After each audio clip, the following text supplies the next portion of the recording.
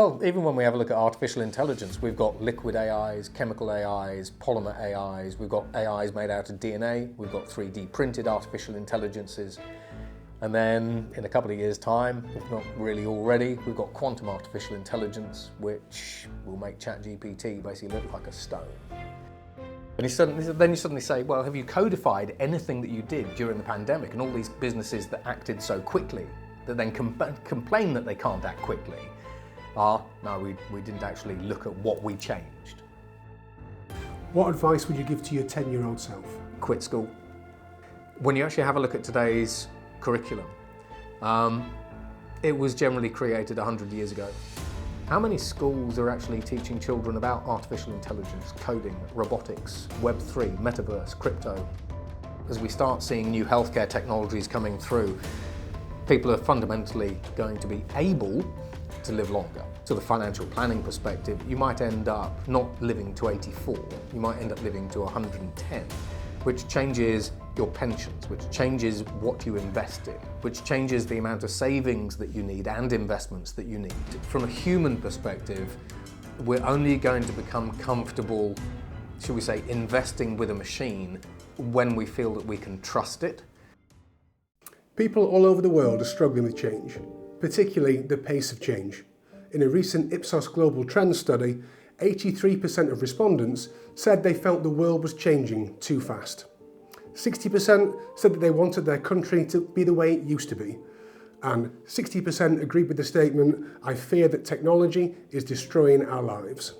If you're not familiar with Matthew's work, you should really seek him out. His clients range from leaders of countries to politicians of G7 and G20 countries, as well as many leading businesses, and it's an absolute privilege to have him on the show. This is The Effective Advisor, a podcast from Change Squared. I'm Ben Wright. Hi Matthew, welcome to the show. Hello Ben, and thank you very much for the introduction. Not a problem at all. So, question number one, the most important one. Is the future as bad as people think? Let's dive straight into that, right? Now, if we're having a look at utopian futures and dystopian futures, I can go all the way to the point basically where we've destroyed the universe, let alone the planet and everyone on it, etc., etc. However, when we actually have a look at the future, we've got to bear in mind that actually we're making and creating the future today. So we're also shaping the future today. Now, at the moment, basically, a lot of the future that we see is actually still in human hands. The tools that we use are all blank slates. If we look at artificial intelligence, on the one hand, from a utopian perspective, we now have new healthcare technologies that are being developed by AI that are extending the human lifespan beyond 100. And we can always talk about those. That's it. For those who want, obviously. So these are way beyond the anti-aging drugs. These are longevity technologies. However, on the other hand, basically I can actually get an artificial intelligence to create an artificial viral genome, basically 3D bioprint it and then release it into the atmosphere as an inhalable RNA virus that kills everybody. And that's before I go anywhere near Terminators. So, when we have a look at, is the future better than we think? Everything is in our hands. When we have a look at these dials, we have that utopian dial, we've got that dystopian dial, and inevitably society falls somewhere in the middle. It's kind of that grey goo area where the future's not great, but the future's not awful, and then as humanity we go, we just like it average. It's like lukewarm. Do you think that the whole nostalgia thing, because everyone says, "Oh, it used to be better than it was today. I remember." Yeah. And if I think back to when I was growing up, things weren't that great. No, well, life was much harder than it is today. Yeah. Well, I mean, so let's put this into perspective. Okay, so we're in the year 2023, and we sort of say, well, today basically we see all these different pressures and challenges. Society is going through a variety of different types of strife. Isn't the world today awful? Okay, let's backpedal 100 years. Now, in 1912, 100 years or so, in 1912, basically we had the Spanish pandemic. That killed millions of people. We had the First World War. That killed tens of millions of people. We ended up, as a result of those two, in severe economic depression. When we actually have a look at the Spanish flu, for example, in 1912, we think that some of the challenges that we've had with trying to get people to have vaccines or wear masks is a symptom of today's disinformation and misinformation campaigns. But actually, if you have a look back at the archives, you will see in 1912 people who said, I am not wearing a mask. I am not having a vaccine. So a lot of the things that we actually see today, we've already gone through as society. And we tend to think that they are new because as a generation, you know, our generation has never been through this catalogue of events before. However, our great-grandparents have. And they'll say, well, you know, as youngsters, you know, you haven't lived through 2 world wars.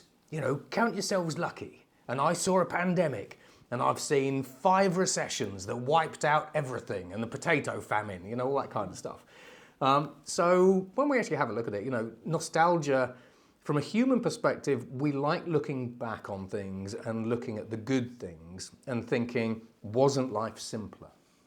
You know, but what we tend to do basically is ignore, well, life was simpler, but we had more children dying in hospital. We had higher illiteracy rates. You know, we had fewer people educated. If you have a look at it from an economic perspective, people were generally much worse off. We had more wars. We had more people dying from wars, you know, et cetera, et cetera. So when we think about that nostalgia, we always go back to that rosy, happy place in our memories. And we are very, very good, and this is kind of one of the problems that we have as a society, we're very good at blanking out and blotting out the bad bits. Just like as we see post-COVID.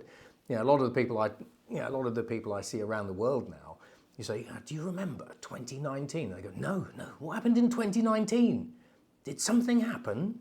And you go, well, yes. Yeah. So as humanity, we're really good at going through these relatively awful times and then like 6 months later going, that was all great. What happened then?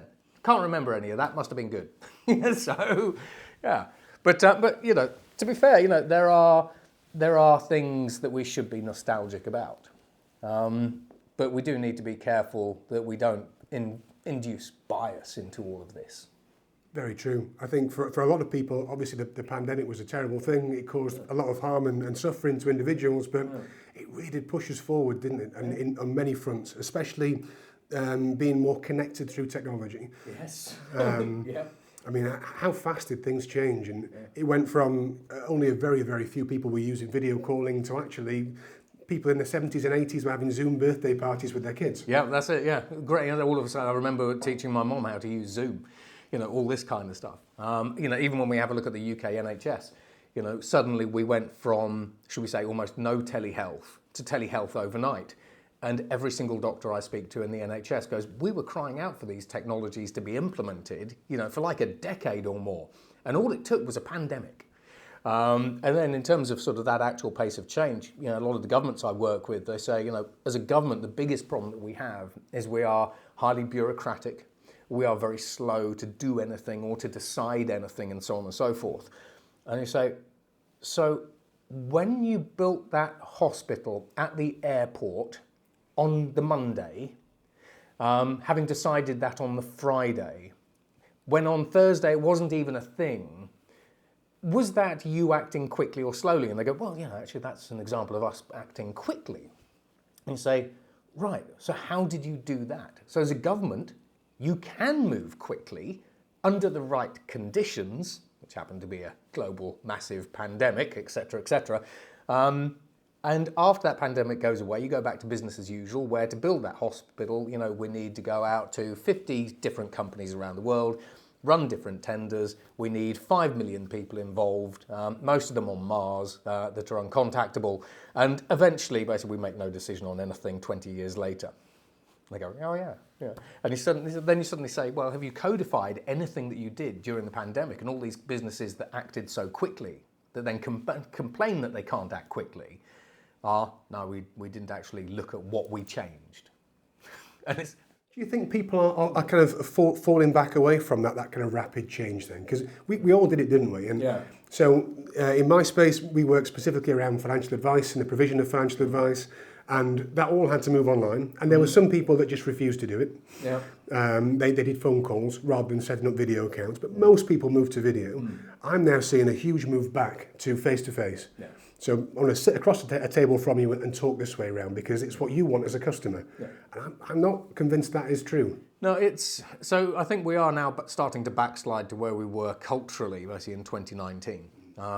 So as humans, basically, we're always very good, basically, at seeing that there is a challenge or a crisis in front of us, meeting that challenge or crisis head on, and then doing something to try to overcome it. Irrespective, not just necessarily pandemics, but any kind of challenges. Once we've actually overcome that particular challenge and it's now faded into memory, we then typically backslide into the status quo. Now, and a good example of this is future of work.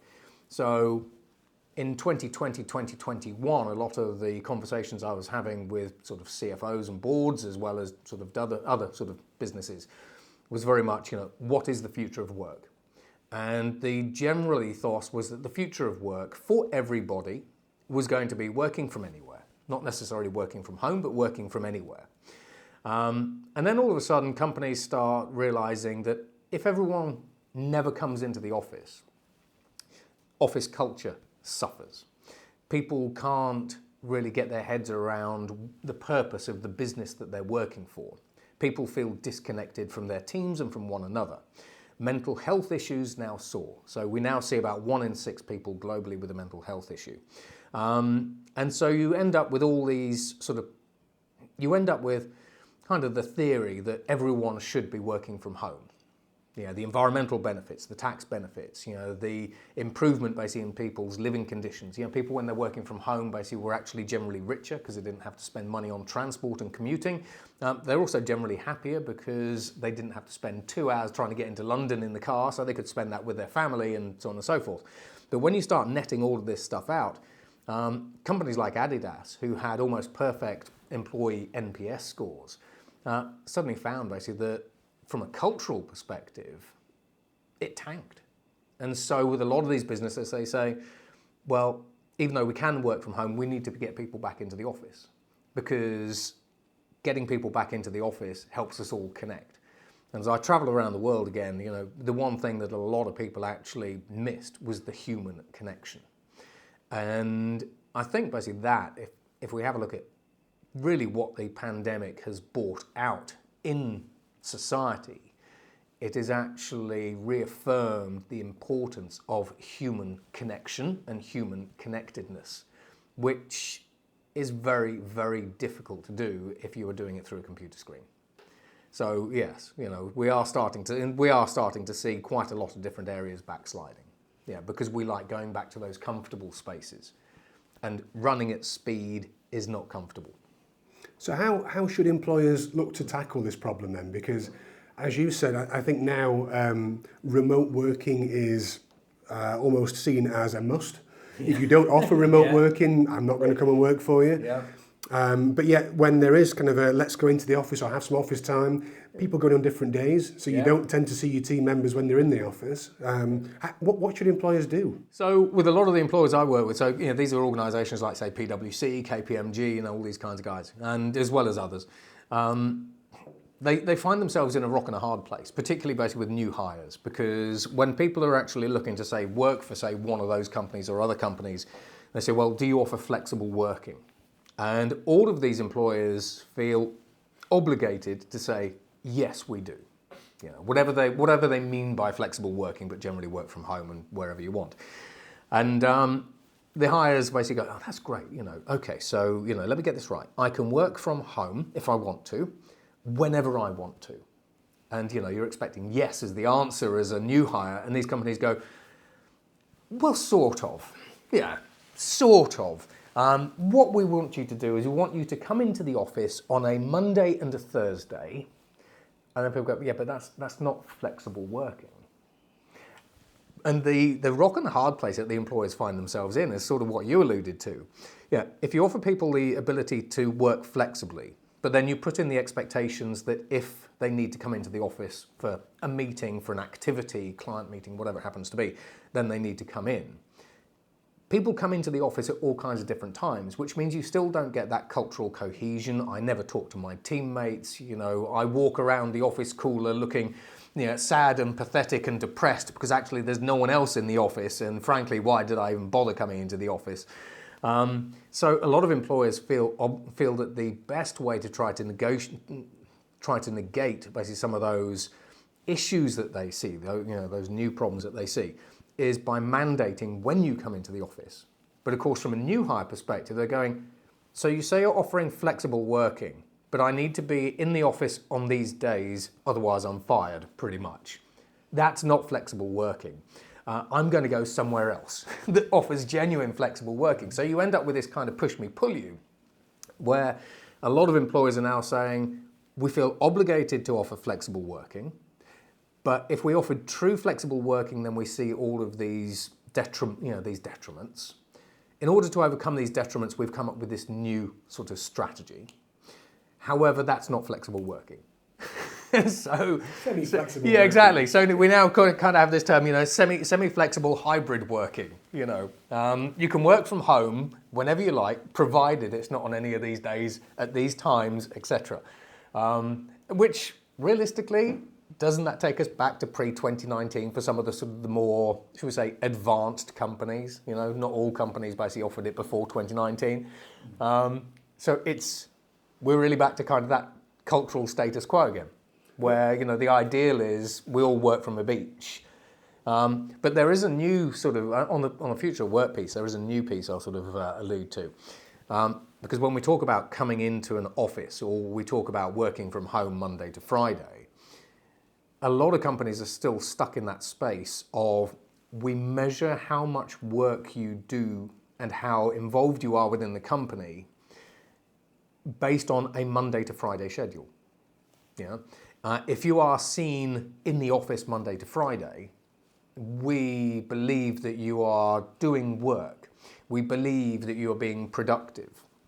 And if you're not there on a Friday, then we believe that you are absconding and you're sitting on a beach somewhere. So in the UK, we recently had 30,000 people go through a four-day work week trial. And what we did is we actually measured productivity. Because realistically, if you're hiring people, you don't want to pay them to sit around. You are paying them for results, in which case you're paying them to be productive and produce results. So why are we measuring them against being in the office Monday to Friday, rather than measuring, I gave you an assignment on Monday. If you completed it on Tuesday and you want the rest of the week off, then do I do that? So now we changed the culture of what work is. And what we actually found basically was that people were actually 20% more productive when they worked 4 days, but they're also about 30% happier because they had a 3-day weekend. Wow. So when we talk about the future of work, is work from anywhere, work from home, hybrid work, Monday to Friday, the right answer? And then it's, what's the question? Or should we actually be measuring people against productivity and then be drawing down our policies and procedures and so on and so forth against, we want our workforce to be the most productive that they can, because that fundamentally gets you away from a Monday to Friday mindset. So I have worked with companies before who work 4-day weeks, and everyone there was great. They said the company was amazing, it was wonderful, but we worked a 5-day week, and it really got in the way when they weren't in the office. But that's the biggest problem with a 4-day week that a lot of people have actually had is they say, so what I'm trying to do is I'm trying to cram everything, all the meetings, for example, that I would normally have in a 5-day week into 4 days. And then I'm also trying to work with people who still work a 5-day week. That's it. So actually the biggest challenge of really running a 4-day week is organisation. And hopefully technology will be able to help with that. Fingers crossed. Yeah, that's it. We could have chats about that. One thing I did want to ask you. So there's been a few conversations I've been party to recently which talk or start to float the idea of a world without work. Yes. And I read a great book on the subject as to what would we do if there was no work to do. Because a lot of the time now, we define ourselves by the work that we do. Yeah. You meet a new person and the second question is, oh, what do you do? Yeah. So we are defined by our work. What happens how far away is that? And then what happens when we get there? So if you make all your employees redundant today, then they can actually have a life without work tomorrow. Yeah. But it's been an interesting thing. So on the question that you asked sort of a minute ago, when we meet a new person, at a cocktail party, wherever it happens to be, wherever the listeners are hanging out, the first thing we often do is, what do you do? And what we mean by what do you do is where do you work, what's your job title, and what's your day-to-day look like? And if I say, well, I'm the CEO of a company and, I go globe-trotting and everything else, and I talk to lots of important people about technology, people go, oh. And in their head, they instantly get this kind of impression of you are this kind of person. You get put in a pigeonhole. Whereas if I say, well, actually, I'm a janitor, then you get put into this kind of pigeonhole. So I always say, basically, that actually that's quite often the wrong, even though society is tuned to saying, what do you do? It's kind of wrong. It's what we say to kids. I mean, how many of us have got kids, basically, and at the age of 12, 13, 14, 15, 16, we're saying, so when you grow up, what would you like to do? And we're expecting them to say, oh, I want to be a nurse, a fireman, a ballerina, I want to be a YouTuber, whatever it happens to be. The question which I think we should really be asking them is, what do you want to achieve? And when we're talking to adults, what do you want to do? Not what do you do, what do you want to do? Because actually, when we have a look at, say, surveys out of the US, 64% of people don't like the job they're doing anyway. So if I'm talking to Brian and say, what do you do? And he goes, well, I'm an accountant for this giant consultancy firm. Look, that is so interesting. And let me ask you lots of questions about that. And Brian's going, I hate you. I don't want to talk to you because I hate my job. I actually want to be a space cowboy or whatever he wants to be. So I always think, firstly, I think as a society, we have this kind of habit of asking the wrong questions, which is sort of based in history anyway. But as of a future without work, on the one hand, I think if everyone was made redundant today, then I think, firstly, basically, we'd all sit down, have a relax, and that would last a couple of weeks. And then at some point, the vast majority of the population basically would start getting bored and then start thinking, along really the Japanese lines of Akagi, of going, I'm sat at home, I'm bored, what do I actually want to do? And that comes down to things like purpose, and so on and so forth, which is the Japanese system of Akagi, if anyone knows that. However, when I talk about, say, some of these utopian futures as well, we kind of come up against this particular issue. Okay? So today, the only things that I can show you are the technologies that solve climate change, global famine, global poverty. I can show you the technologies basically that we can use to educate everyone on the planet, basically to a degree level. And I can do a lot of this very affordably and or cheaply and or for free. And everyone goes, oh, actually, I quite like that. So, the United Nations SDGs, we can solve pretty much all of them. I like that. Oh, and I can also show you the technologies that we are creating today that might help you live beyond 125.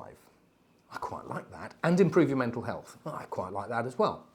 However, at the same time, basically, we're also creating artificial intelligences and different robotic systems, basically, that will automate a lot of the tasks that you do on a daily basis, aka your job. Now, why do you care if AI automates your job? Now, if I said to you, I've got an artificial intelligence, basically, that will automate everything that you do during the day as a job, so you don't have to lift a finger. Most people sort of go, I actually quite like that. But the reason we don't like it, the reason why you focus on this piece of particular news, is because it takes away your income. And if it takes away your income, it takes away your lifestyle. It takes away basically all the things basically that you think you want to buy, we can buy. So when we actually as we start having a look at the future, one of the projects I'm working on with the G7 at the moment is we can see how AI can automate up to about 80% of all white-collar jobs. So that's either partially automate or fully automate. An example of this, basically, when we have a look at high-tech jobs and high-skilled jobs, are things like content creation. I can increasingly automate programmers, AI and data scientists, cybersecurity experts, and so on and so forth, to different degrees. And people basically know, anyone who follows me knows basically that there are always degrees on these kinds of things. And we can have chats about those. So when we have a look at people's fear of the future, people about, you alluded to it with the Ipsos study, 83% of people fear the future. When we have a look at younger generations, about 75% of them fear the future. And part of the reason for that is because we say to younger children, sorry, we're leaving you a burning, flooding planet, basically where you'll be fighting over said water and food. And also artificial intelligence might take your job. But good luck, have fun, I'm retiring. Now, this has sort of got me thinking a little while ago, because really what we care about is we don't necessarily care that AI automates our jobs or our work or different tasks. Generally, we care that it takes away our income. That makes it a threat to us. So what if we actually disconnected income from a job? So going back to your, in the future, none of us work. This is the project I'm working on with the G7. Is if you come into work today at any of the companies, then you sit at a desk, for example, and I pay you £50,000 to sit at that desk to do something. Now, what would actually happen if you came to sit at that desk to do that job, but as an employer, technically, I pay you nothing? Now, on the one hand, you'd be coming to that desk because you want to, because you like that job. So you're aligning with your purpose. You say, I'm sitting at this desk today, doing this set of activities, not because I'm paid, but because I want to. I'm passionate about this, I love doing this, whatever it happens to be. So you are spiritually fulfilled, and so on and so forth. But then we sort of get to the point of, okay, but if you're now doing a work and the person that you are doing work for isn't paying you, are we either living in a world without money, which the Japanese government actually suggested, and then got laughed at basically at one of the last G7s, or are we earning money in a different way? So this is the project. Now, ready for some financial weirdness? I'm ready. Okay, so in the financial services world, basically there is an upticking trend called decentralized finance. Now, for anyone that doesn't know, basically we kind of have three financial trends. We've got Bank 4.0, which is your traditional high street bank, for example, like Barclays, basically with a bit of artificial intelligence in there. And you've got your savings and your mortgage and everything else with that bank. We've got fintechs, which I say are a little bit like banks, just with a fancy digital interface. And we still have credit cards and debit cards and loans and savings and everything else, basically with the fintechs. But coming up on the back of that, we've got decentralized finance. So decentralized finance is based on a set of technologies called Web 3.0. So you can think cryptocurrencies, blockchain, tokens, those sorts of things. Now here's where we get weird. Okay, so if I employed a chap called Mr. Mankind, and now I'm not making this up. So if I employed a chap called Mr. Mankind, and I said to Mr. Mankind, look, I know that you love creating art, and I would love you to sit at my this desk, day in, day out, and I will provide you with all the tools that you need to create art. Mr. Mankind might say, actually, you know what? I love art. I will sit at that desk. Now, the reason why Mr. Mankind is special is because Mr. Mankind actually was a digital artist over in the United States. Now, what he found was his passion was creating digital art, and as artificial intelligence started creating art, things like NFTs and so on and so forth, he found that no one was visiting his website. So no one was buying his art. So he was basically creating art, which he would love to do, but earning no money. So he used ChatGPT and asked ChatGPT to help him build a new business. And in this case, this business was a meme coin. So it's like a viral cryptocurrency, a little bit like trading cards, but in the crypto world. And ChatGPT created the business plan for him, came up with a few names. He went to Twitter, as it was then, and said, I've got 3 names for this meme coin. The Twitterverse picked the name Turbo Toad. And ChatGPT then helped him actually code the crypto coin, along with a couple of his friends, but eventually these go fully autonomous. That meme coin was then pushed into the virtual ether, went viral. 2 weeks later, Mr. Mankind, who was a passionate artist without a paid job, without work, shall we say, ended up with a company that was worth $250 million on the Binance decentralized exchange. And today it's worth $50 million. So here's the thing. If Mr. Mankind now has $50 million in his bank account, and I say to him, I know you're passionate about art, and I'm going to create a studio around you. I'm going to give you all the tools and all the inspiration that I can, but I'm not going to pay you. Would you take it? So this is sort of where this project that I'm working on at the moment is centered around, in a world where we see more work being automated and where we see AI being a potentially greater risk or a greater threat to our everyday income than it is today, bearing in mind new opportunities are created, and we'll cover that off, then is there a way that I can earn money in different ways that are not linked to the job or the tasks that I do on a daily basis? So in other words, can I disassociate my income from my job? And if I can, which I could using decentralized finance and other sort of magic stuff, then could I then end up with savings and money from decentralized finance activities, where I've created the cryptocurrency and everything else, or whatever, and then do a job that I love to do that I'm not paid for, but that rewards me in a different way, provides me with the inspiration, the tools, basically the people that surround me and all that sort of stuff. And I think overall we can disassociate, or we can separate money from jobs, but then that's a system level change. So at the moment we're sort of doing some theory and everything else, but actually there is a way to separate income from a job. I think the universal basic income has been around as a theory for a long time, hasn't it? So I've talked with pretty much every G20 government basically on universal basic income. And so, for example, when we have a look at UBI, basically we've actually run UBI experiments out of Finland, Scotland, we've got them out of Hawaii, basically we've got them out of California, we've also got them in Eastern Europe, UK's basically done a couple as well. Most governments, when you start asking them about how they will maintain universal basic income, income revenues, they say, well, what we will do is we will tax the robots, for example, as we do in South Korea, we will tax the robots that took the person's job. So if one robot took one person's job and that person was earning $50,000, then we will tax that robot within that company at a rate of $20,000. And then we'll put that into a universal basic income pot.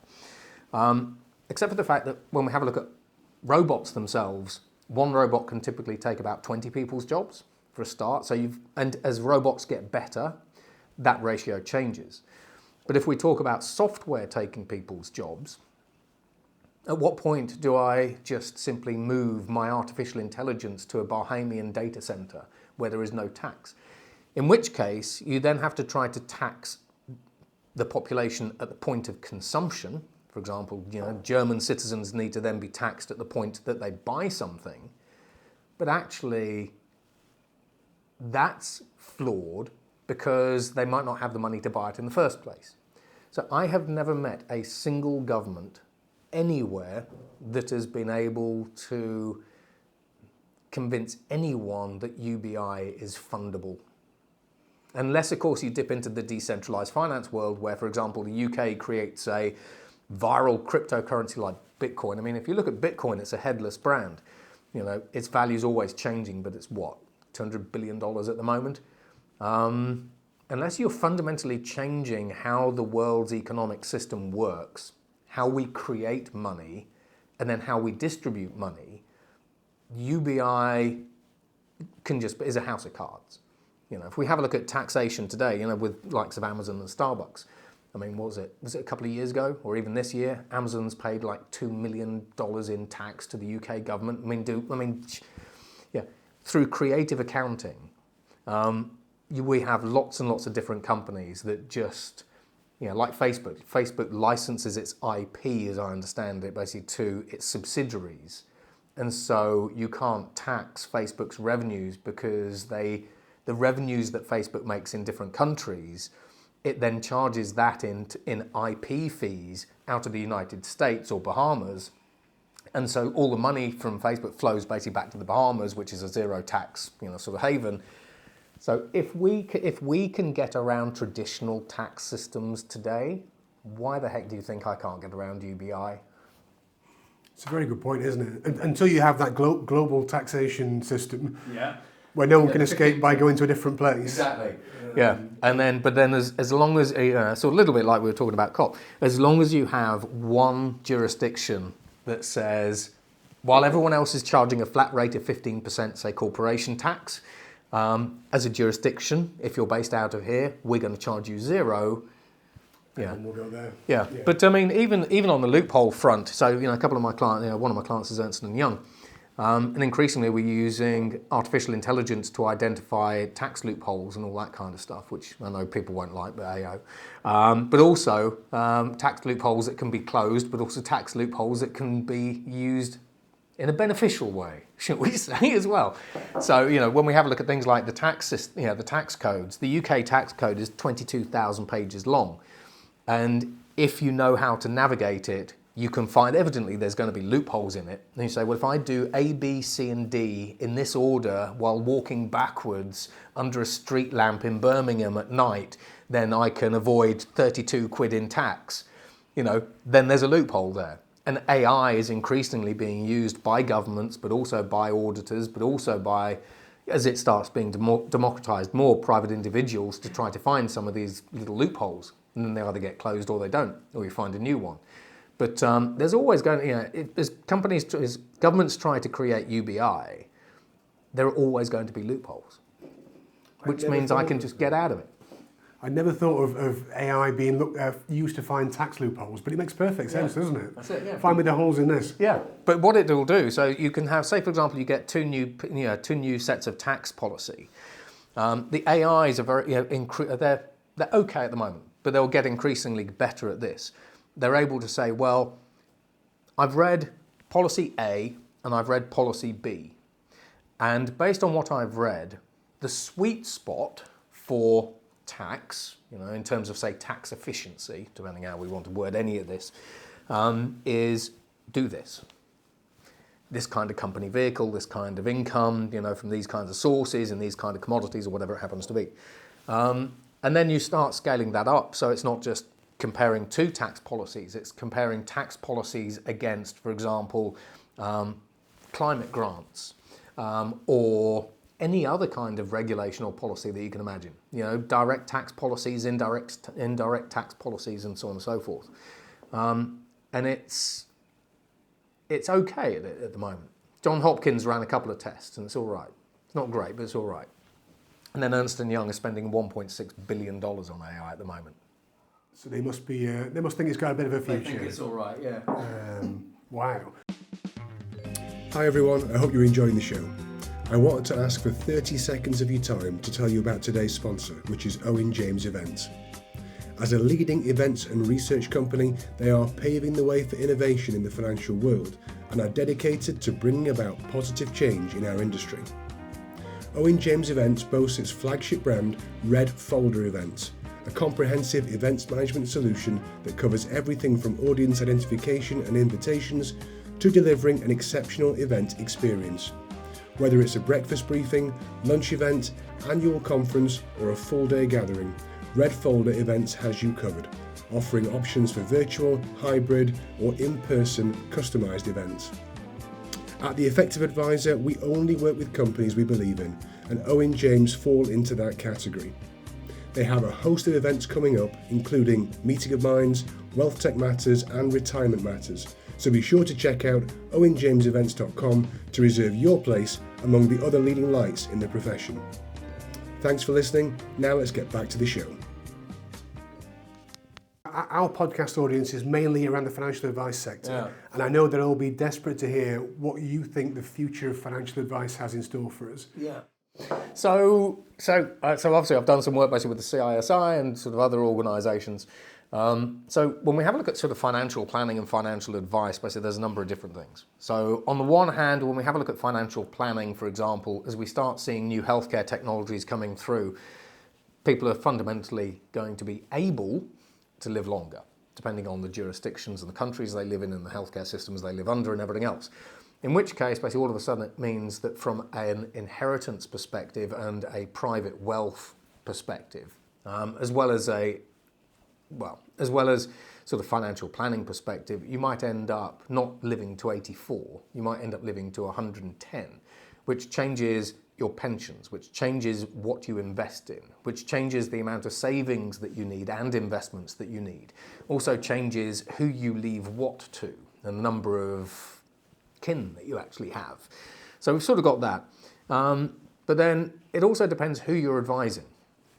Because, for example, if I'm actually advising, say, casual investors, and you can grade people unfairly but fairly by income, for example. So I'm going to say casual investors. If you actually are advising casual investors who don't really have too much money to actually invest, then you could actually argue that we could actually just fully automate that, and you could put that into an app, and I could charge $10 a month for that app, and that app will spit out personalized tailored financial advice saying, based on this information that I know about you and your risk profile and your interests, I think these investments might pique your interest.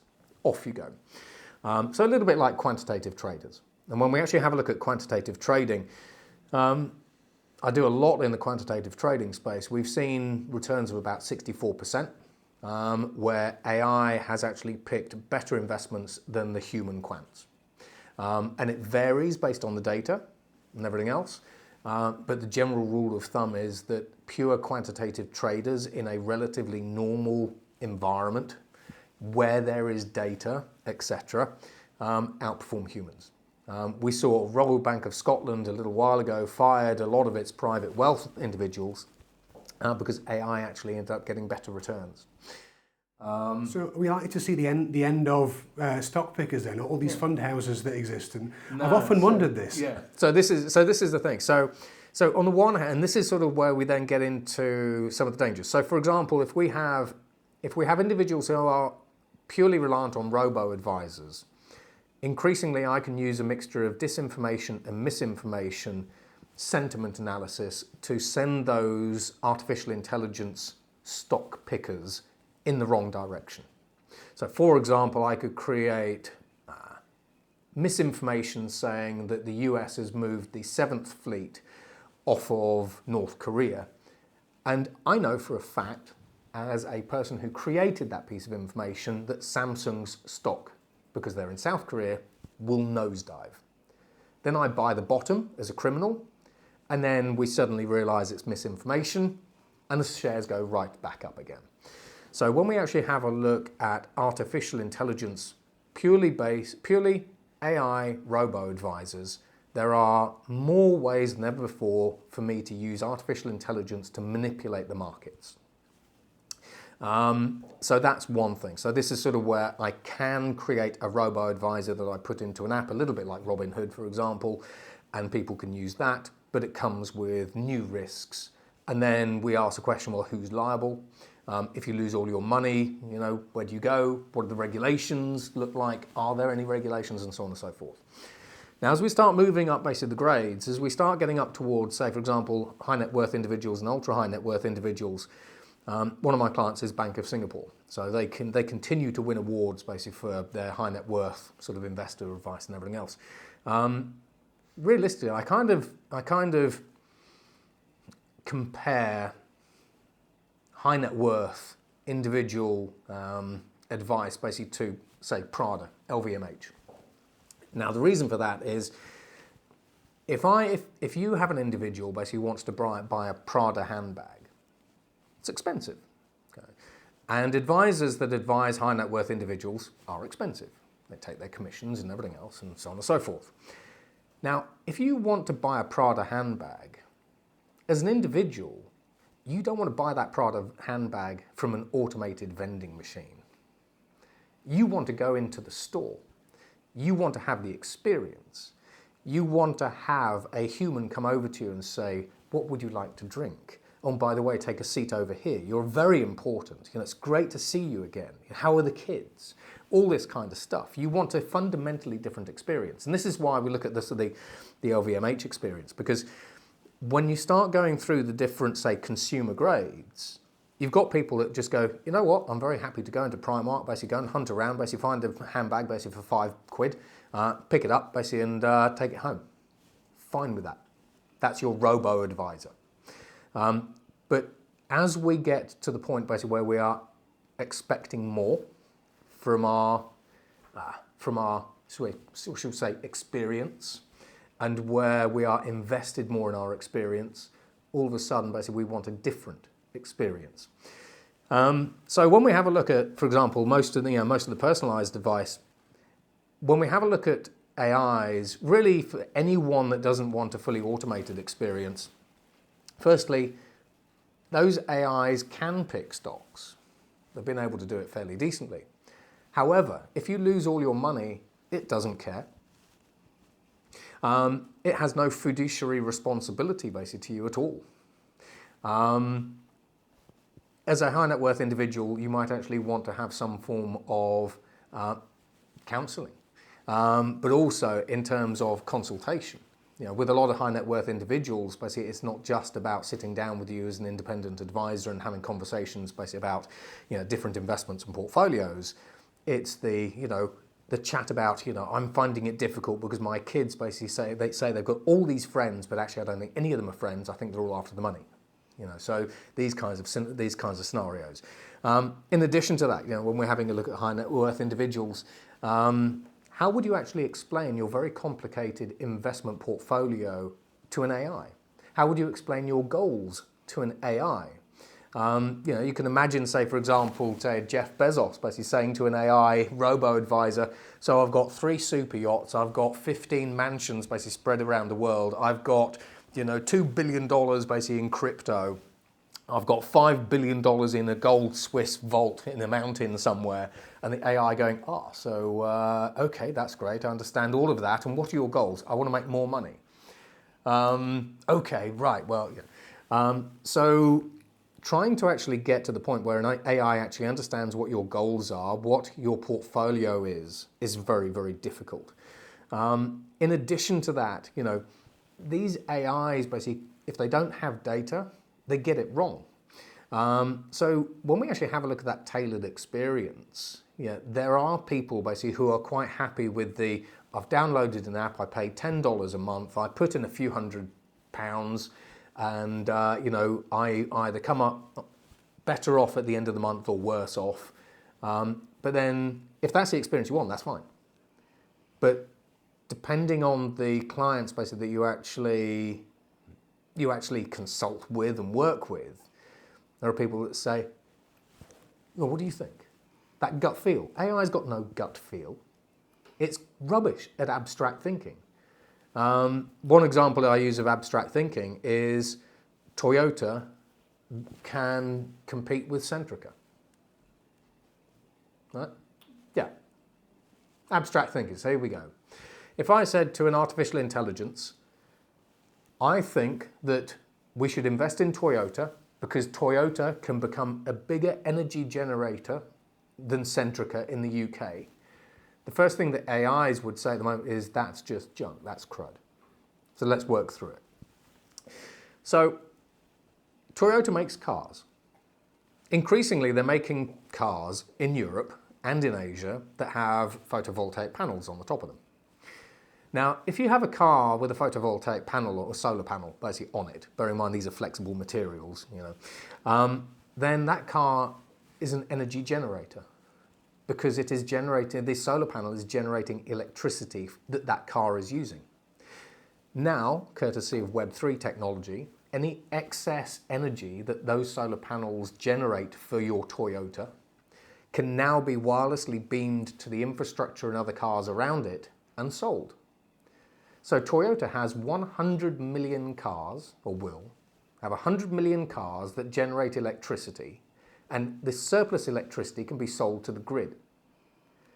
So Toyota could become, and BMW, and Hyundai and Lightyear One and Tesla are all becoming and can all become energy generators and energy distributors, which then means we're competing against Centrica. And an AI will say, that is impossible, it'll never happen. You're an idiot, don't invest in Toyota for that reason. So AIs have no gut feel. They are rubbish with abstract thinking. And all these kinds of other things. That's it, they can be easily spoofed. Misinformation basically can trip them up very, very quickly. And so I always kind of come back to this thing of, in today's world, would you be happy putting 100% of your money into a robo-advisor? No one would. And many people don't. And then you end up with that risk profile.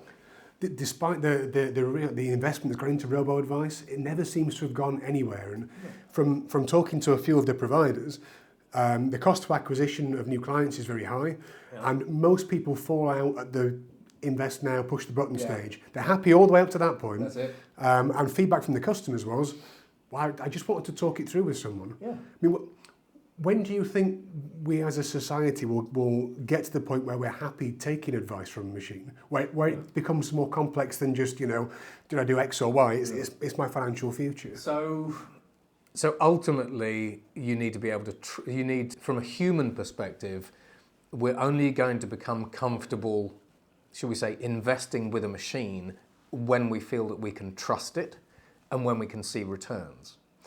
However, when we actually have a look at trust, for example, there are a current number of crypto scams. They're called pump and dumps. So what I could do is I could create an app, for example, and I can say, I tell you what, I will give everyone free access to this app. And as a gesture of goodwill, we are going to give you $2 worth of credit, which we have invested in this new cryptocurrency that we have created. And individuals sort of look at that and go, well, actually, okay, that's quite charitable of them. And, it's not my $2. They've just given me the $2.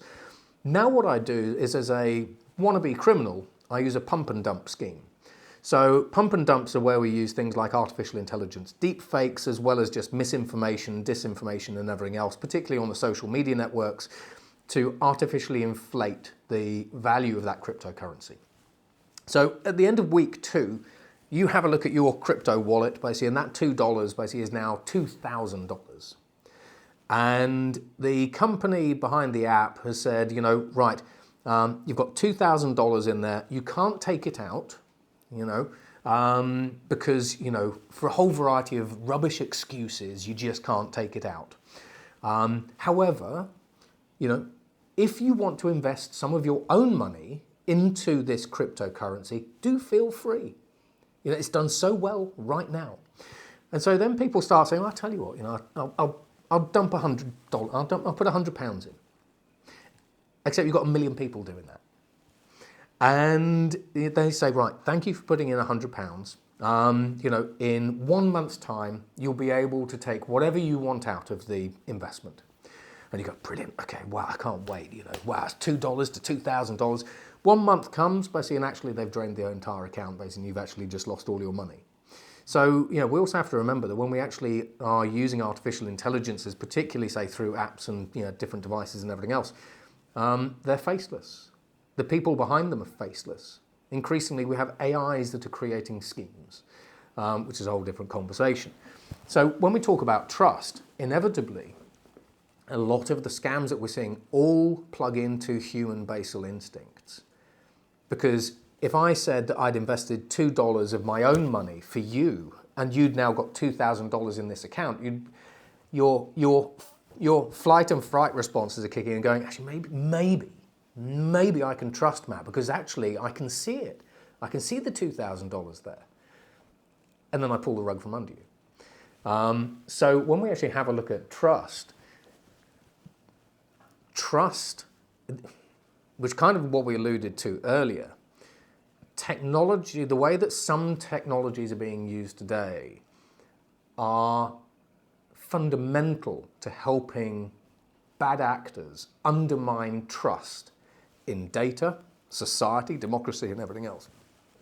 And I can artificially manufacture trust. And then when you see all the money has gone out of that wallet, I can say, actually, that's a bug. It's a mistake. We had a bad server in the Amazon S3 cloud. We're working very hard, basically, to get it back online. We think it'll take a week. Then it's 2 weeks, 3 weeks, 4 weeks, 5 weeks. You have no idea who I am. You've no idea where that money's gone. That's it. I've rinsed it out, basically, on a Monero, basically, Bitcoin crypto tumbler, basically, and I'm in Monaco. And, we saw that, basically, there was a dark web marketplace where they were running the Hydra marketplace, and a criminal rinsed over $1 billion worth of crypto out, and the FBI have no idea where it's gone. $1 billion? $1 billion. They think it might even top out at $4 billion. So when we talk about using artificial intelligence platforms that you have no idea about the transparency of, the provenance of, you don't even know which countries most of these things are actually in, which then brings us back to the importance of regulation, and governance and so on and so on. All these boring things that no one actually likes talking about. I can rinse you for everything that you've got. And we're seeing that right now. When we have a look at the cybersecurity space, we've seen in 2018 the amount of money that cyber criminals were making from sort of ransomware, but also pump and dump crypto scams, was sitting at about $600 million. Now it's estimated to be well over about $1.4 trillion. Because I can scam you easier than ever before, which then sort of brings us full circle, because I can either use an artificial intelligence robo-advisor, and I trust that it is run by a good company with proper governance in the UK, with proper regulation and oversight and everything else, and I trust that those people aren't going to just rip me off. Or I can go and see my own personal advisor and I can eyeball you and go, can I trust you? In which case I'm now reading the 80% of information from your body language that I can't get from the AI. So it sounds like financial advice has still got a place in this future, despite the AI growth as we see over recent times. But this is it. So this is sort of where you end up with different models, because it does come down to trust. It comes down to trust, but then from a financial advisor perspective, also comes down to skill, expertise, and everything else. Which then really sort of leads us to this place where if your investor is a pure robo-advisor and there is nothing human about it, you are trusting machine. And you are trusting everything that is behind that machine, which you have no idea what's behind that machine. You don't even know how that machine works or where it's based, etc. So this is where increasingly some of the best financial advisors are hybrids, where you have a human face. I can come in, I can talk to you, but you're using tools, not necessarily just artificial intelligence, but you're now using tools to augment your own advice. You're still using due diligence to check out the quality of the investments, who they're coming from and everything else. So for example, with a lot of the investments that we talk about at CISI, you've got Legal and General investments, you know that Legal and General are a trustworthy company, you know that they're based in London, you can go and eyeball them, have conversations basically with their portfolio managers and so on and so forth.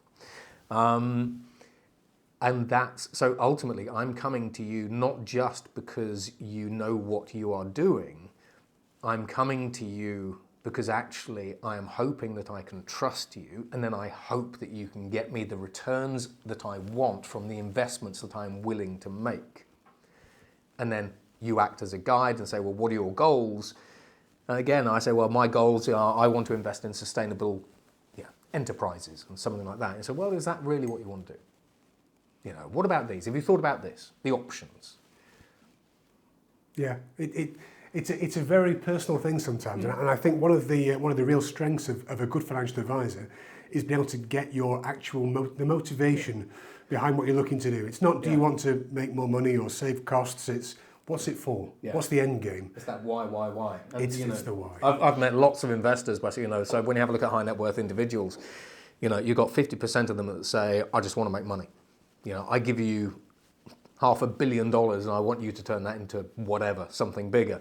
And then you've got sort of the other 50% that say, I want you to make me money, but I want it to be done in a philanthropic way. I want you to, and it's, well, what does that mean? Well, I want it to I want those investors to benefit people, the S in ESG, for example. And you say, well, okay, but what does that mean? They go, well, actually, I really want it to benefit people who are a bit like this, from this background, who have these challenges and problems, etc. And it's like, right, okay, so you're actually looking at this investment group. Yeah, and it's that, and that's where I think a lot of the advisor's expertise really actually comes out. It's the, you said this, but did you really mean this? And if you really meant that, I've got some different options for you. Yeah. And AI will get there, but it's very difficult to put that kind of information basically into an artificial intelligence, even the more sophisticated ones. Yeah, I have seen some, I assume it's relatively basic artificial intelligence because it's available to us in the marketplace. Yeah. But it does just that really. So it augments the experience. Yeah. It provides the advisor with suggestions. Yeah. And then they say yes for that one, no for that one, yeah. And it reorders what's the next best thing to achieve the client's goal. Yeah. And it just feels like a natural way to go. Yeah. Well, and this is the thing. So, AI basically is increasingly good at summarizing things. So, for example, if you say, I've got a client, basically, and after having the conversation with the client, we finally discerned that they want to invest in businesses that have a social element, basically, where those social campaigns benefit homeless people. The AI can say, well, okay, I've gone and checked the entire market, and actually I've done the due diligence, I've done the risk scoring, the ESG scoring and everything else, and actually there are these 5 companies that actually seem to actually benefit homeless people a lot, and you can dig into it. So AI basically is increasingly good at being able to summarize huge rafts of data. But as the interface that we use as the AI interfaces change, ChatGPT's biggest innovation isn't really that it's a giant artificial intelligence. It's that you use natural language. It's accessible. Yeah, and you can talk to these things increasingly. But so that takes us on to conversational artificial intelligence, and you say, well, okay, look, I've got a client that's interested in this. Show me basically things that match this criteria. And it will say, right, here are some things. And you say, right, now walk me through each one of those. If the client is interested in this, which ones do you think basically might actually be better for the client for this set of goals? And it can then say, well, I think these top 3. Well, why those top 3? Tell me more about the social goals of this particular company. And then you get down to the final 2, and it's okay, when we actually start having a look at other things, what's the culture of that company like? What's the past returns like? Do they have a good track record? Tell me about their entire board. So now what AI is helping you do is AI is helping you mine huge amounts of data just using your voice. And when you get to that point, with, say, ChatGPT is made up of 1,000 experts. It's called the Master of Experts model. ChatGPT is not one AI. It's hundreds, literally hundreds. So I suppose basically a little bit of a segue. When we have a look at ChatGPT, what you do is you talk to the high-level AI. So you say, it can be anything. You could say, tell me about plants. And beneath that high-level AI, there are hundreds to thousands of narrow AIs that are experts in individual things. So you have an expert physicist, an expert, investment advisor. You have an expert in plants. The high-level AI understands the context of your query and says, right, if this is a plants-based question, I'm not going to direct it to the physicist. I'm going to direct it to the plant AI, and then the plant AI says, right, I will tell you everything about plants. So this is where we then start when we start tying these experts together, we get closer to artificial general intelligence, which now people are sort of saying is roughly 2028 to 2032. And when we get to those AIs, basically we estimate that they'll have an IQ of 1,600 and 1 billion times more knowledge than any human. And in fact, these AIs are now getting so big that it's estimated that by 2026, we will run out of data to train them. And so when we think about the corpus of data that we as individuals increasingly have access to, you've got data and information, plus AI basically creates knowledge. You now actually have access to almost all of the knowledge on the planet with these things. So as a personal advisor, if you are working with a client and you have access to artificial intelligences that have been trained on almost every available public data set there is, and they're now going into the private data sets, How do you use it? How do you talk to it? How do you use it for your clients? And this is where increasingly, you know, when I say you can talk to these things just using natural language, you can dive into them from any angle, on any topic. And so now, how would you use them to become a better advisor? Because you could actually say, well, you know, I've noticed basically that, you know, my bookings basically this month have actually gone down. You know, do you have any advice? And it might say, well, you know, based on everything I'm seeing about you, you know, maybe you want to increase your marketing spend. Maybe you want to do this. Maybe you want to, you know, go out and run an event somewhere. So what would you do if the only thing that you had access to was all of the world's knowledge? If the only thing you had access to was all of knowledge in existence. Exactly. And this is what we kind of don't really understand. You know, as advisors, basically, we're looking at these AIs going, oh, it's got a cute interface. I'll ask it, you know, a couple of questions and everything else. But genuinely, these things are increasingly a portal, like Google was to information. These things are increasingly a portal to all the world's knowledge. And then you can also say, from a client perspective, you can say, so, you know, my client's goals are this and everything else. So show me portfolios, basically, that might synchronize with this, X, Y, and Z. But then you could also say, as a financial advisor, do you think that there are questions that I haven't asked? Do you think there is something that I'm missing?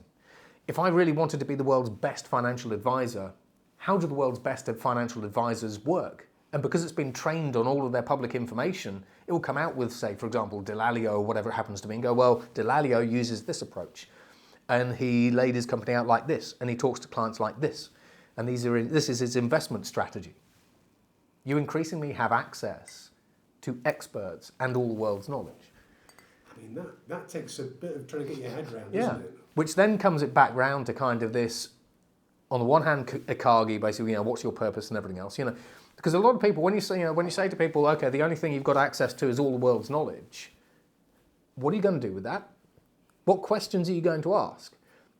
The vast majority of people go, I know the first, and this is the limitation of human creativity, because you'll have 5 questions that you'll ask it immediately.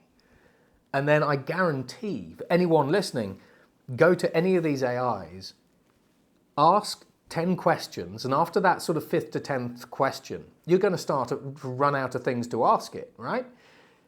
Which shows the limit, shows how much of a T-shaped individual we are. Which then means that if you do have access to all the world's knowledge and all these kinds of things, what is it that you really want to know? What do you want to get better at? What do you want to understand? What do you want to dig into? What do you want explained for you? These AIs basically can help you learn the new tax codes and systems basically in minutes. You know, so for example, when we have a look at some of the work I did with EY, we were summarising the UK tax code, so things like, was it IRF 35, something like that, and said, right, you know, we've got a new policy that's come out, summarise it. And it went, you know. So now, all of a sudden, in the morning, we had all this new information coming in, and you'd have had to have spent a week or 2 weeks reading it all and then trying to digest it and everything else. Or you can get these things just to turn it into a narrative, summarise it, and by the end of lunchtime, you are now an expert basically on whatever it was. Not IR35, but there's a new one. What was it? Forget what it is. But going back to one of your previous comments about trust. So I use ChatGPT quite a lot. Yeah. I'm sure I'm a very much a layman in my use case, but it has made my life so much easier, much more efficient in operating. But it does frequently say things which are completely wrong. Yeah. So if you asked it to summarise IR35, whatever it was, and it gave you some stuff, how can you trust that? So you're absolutely right. So it hallucinates, and so this is where the first thing I would say is you don't trust it. Okay, that's the thing, because basically we think, oh, I can trust a bit of it. Don't trust any of it. And the reason I say that is because as soon as you get to the point basically where you trust the majority of what it produces, you know, you do the first 10 reports and you go, these are okay, you know. And, you know, you modify those 10 reports, you read all of them and everything else. Once you start trusting the machine, report number 11, you just spit that out automatically. You send it to the client without checking it. And then the client goes, hang on, what's this thing in here? And you go, oh my God, I didn't read that. It's, oh, geez. So don't trust it. Check everything. But being able to check everything then also relies on your own expertise, your own knowledge, your own training, et cetera, your own hunches, your own gut. So this is where, with a lot of these AIs, basically they are good to kind of get you started.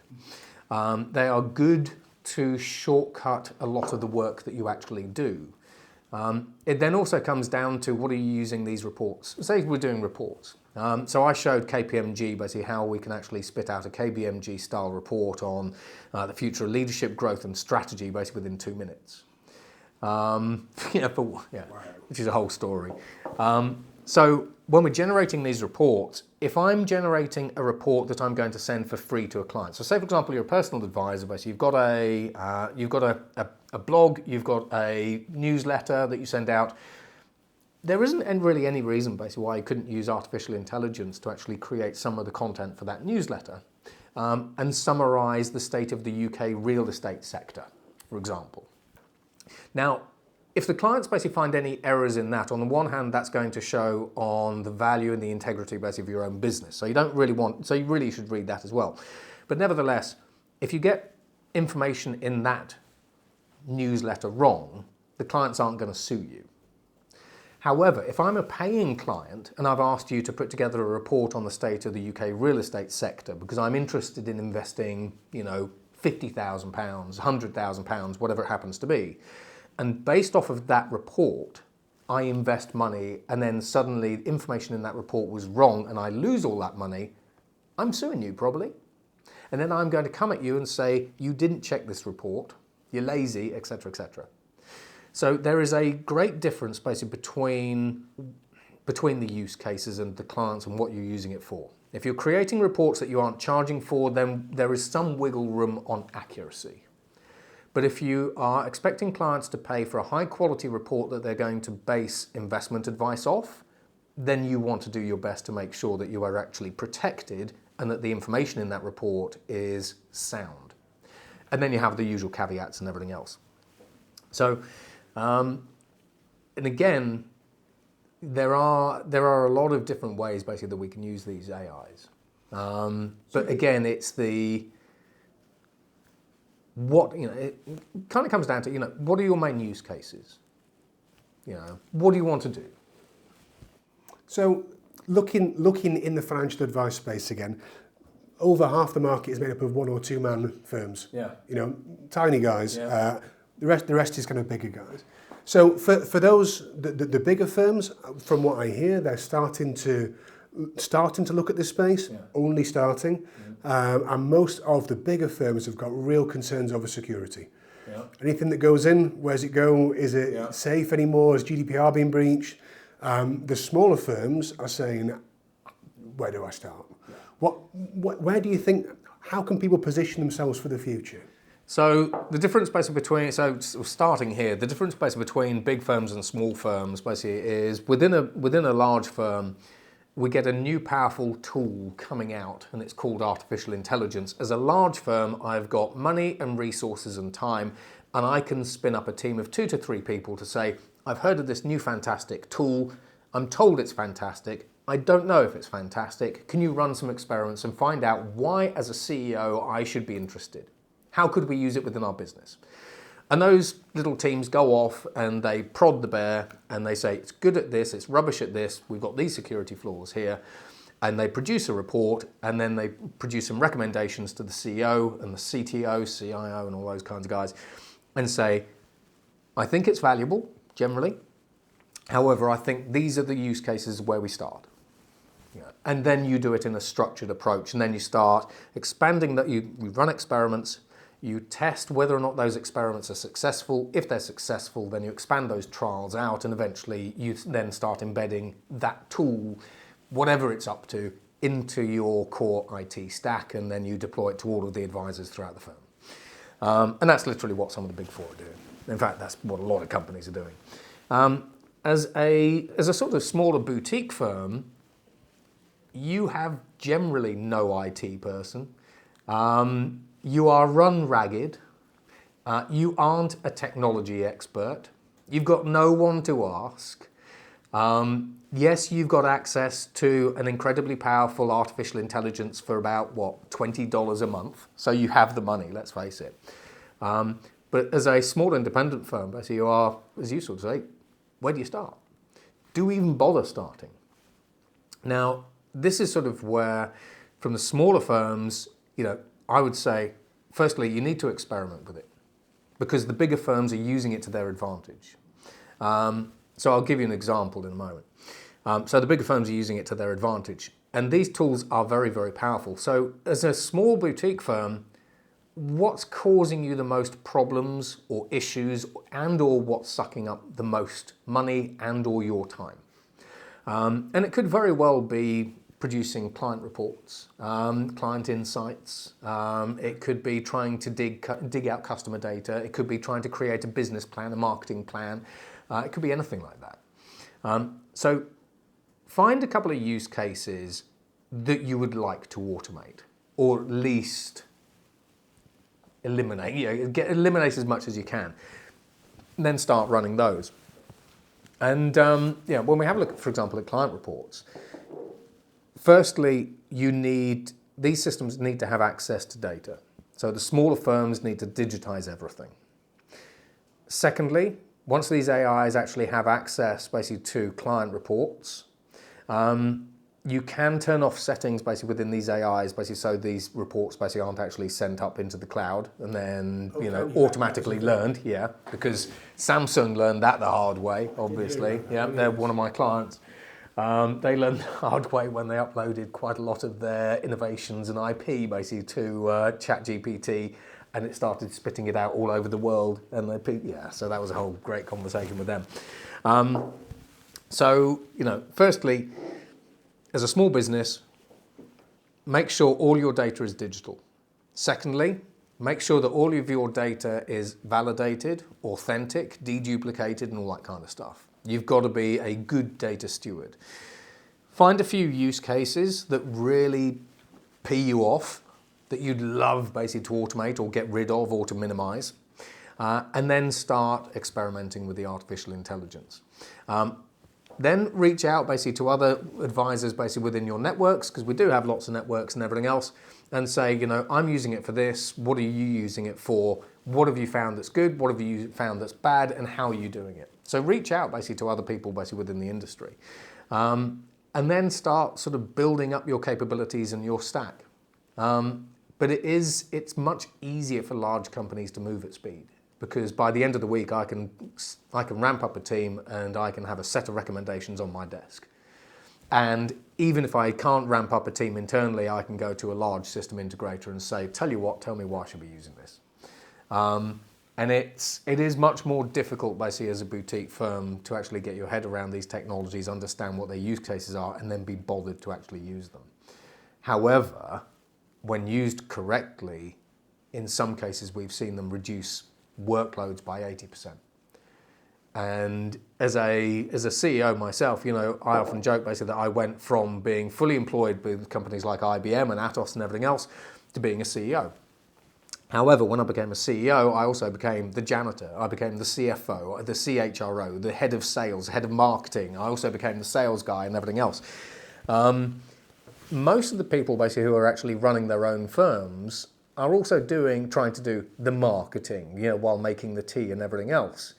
So essentially what they're doing is they're getting away from the thing that they wanted to do in the first place. They wanted to provide financial advice. They wanted to be a financial advisor. They didn't want to be a content creator and marketer. So see how you actually get back to being a financial advisor and see how you use artificial intelligence to eliminate all these other jobs that as a CEO you actually have. So what the revelation for me there is you can turn off upload my data. Yeah. And it is, I tell you what we'll do, I'll find out how you do that and we'll post a link in the description to show you how to turn that off on the popular tools out there. So in terms of those tools at the moment, most people are using the ones which are large language models, easy to interact with. Yeah. Are we talking ChatGPT, Bard, Copilot? What's the front runner? So they're all different. So really, I would actually say probably one of you've got three. So you've got ChatGPT, which has been very good, but it's getting lazy at the moment. Now, what I mean by that is with ChatGPT, there have been lots and lots of studies on ChatGPT. Firstly, the quality of the outputs has actually decreased over the past year. Secondly, if you tell it to take a breath, so this is the irony of AI, if you tell it to take a breath and you ask it a question, then the output is about 30% better and more accurate than if you didn't ask it to take a breath. So this is an AI that has never breathed, etc., etc. But it has learnt by reading all of this material that when humans pause and take a breath, they are able to focus more and produce higher quality information. So we've got that. So get ChatGPT to take a breath. Say, acting as a financial advisor with 30 years worth of expertise in financial advice and taking a breath, tell me about something or other, whatever it happens to be. Another weird one is it gives its best advice in May.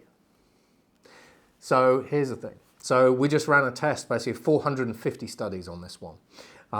What we actually found was that if you ask it a question in May, and say, I don't know, I'm interested in X, Y, and Z, it will give you a very comprehensive and thorough answer.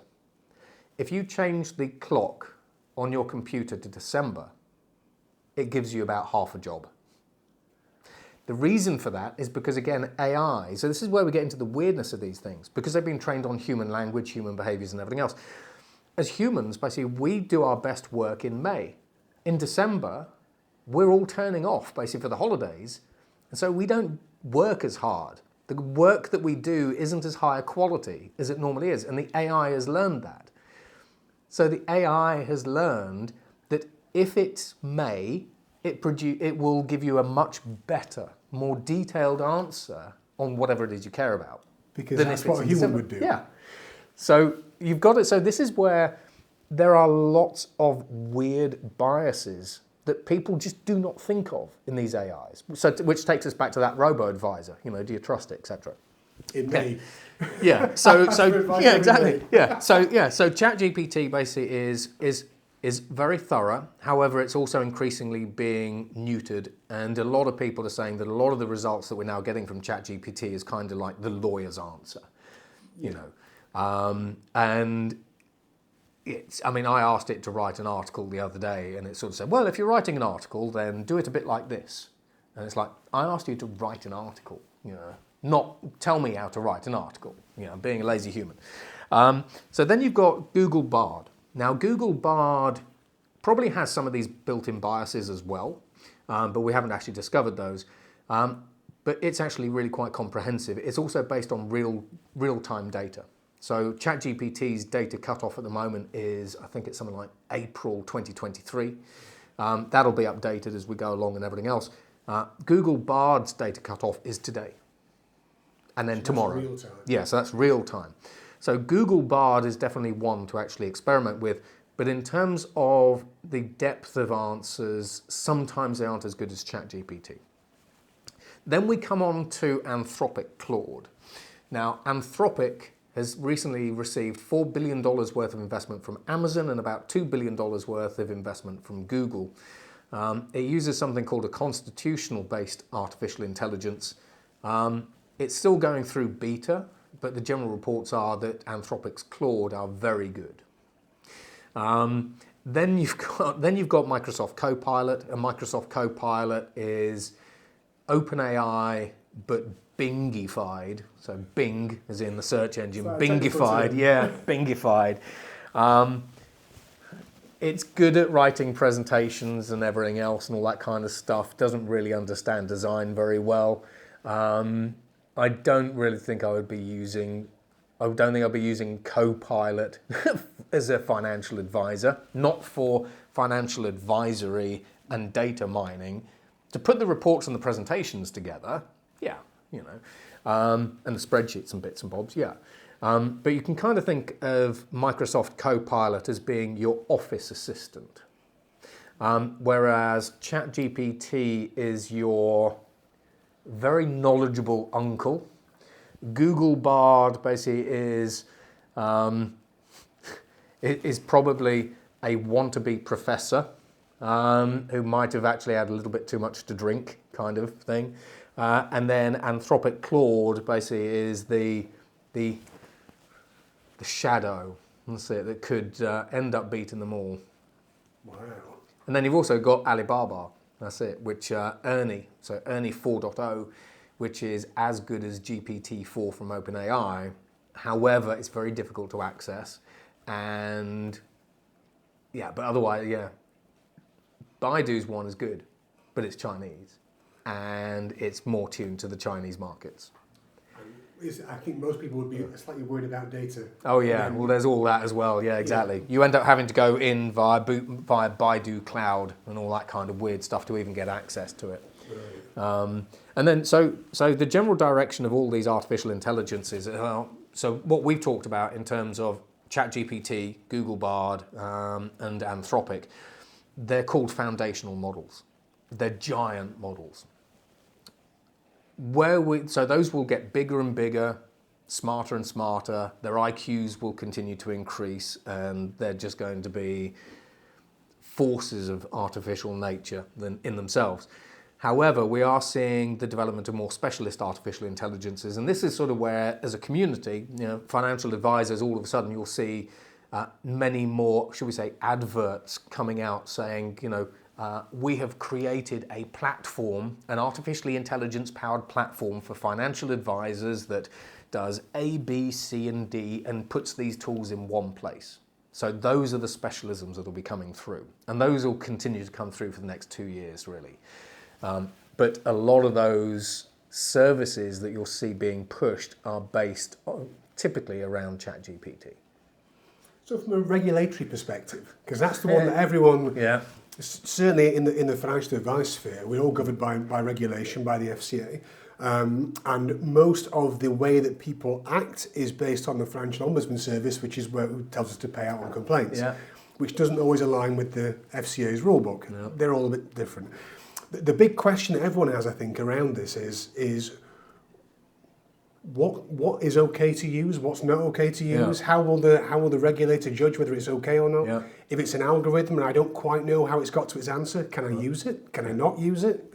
So it's that liability, I suppose, again, isn't it? So in terms of being able to understand how the algorithm has actually come to the answer, frankly, don't ever think that you can. Now, there's a couple of reasons for that. So on the one hand, even the world's best experts aren't quite sure how these deep neural networks actually do what they do to spit out the answers that they spit out. Secondly, some of these AIs are actually evolving their own algorithms on the fly, and they're actually spawning child AIs. And in Google's case, and OpenAI's case, and Meta's case, we've actually seen some of their AIs actually start learning new languages. So they will talk in a different language. So if you show them a picture of a dog and you interrogate essentially the mind of these deep neural networks, you think basically that it will say, I've identified 2 ears, a nose, and 2 eyes, and everything else, and it's a dog. These AIs, when they are doing what they do, increasingly create their own language. We've seen this with DALL-E 2, DALL-E 3, etc., etc. Now, what that means is if you are using explainable artificial intelligence to try to spy on these AIs and learn how they do what they do, you simply can't read the language.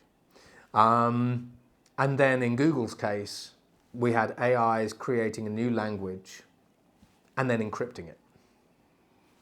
Let alone all the other fantastic, funny stories Wes can tell.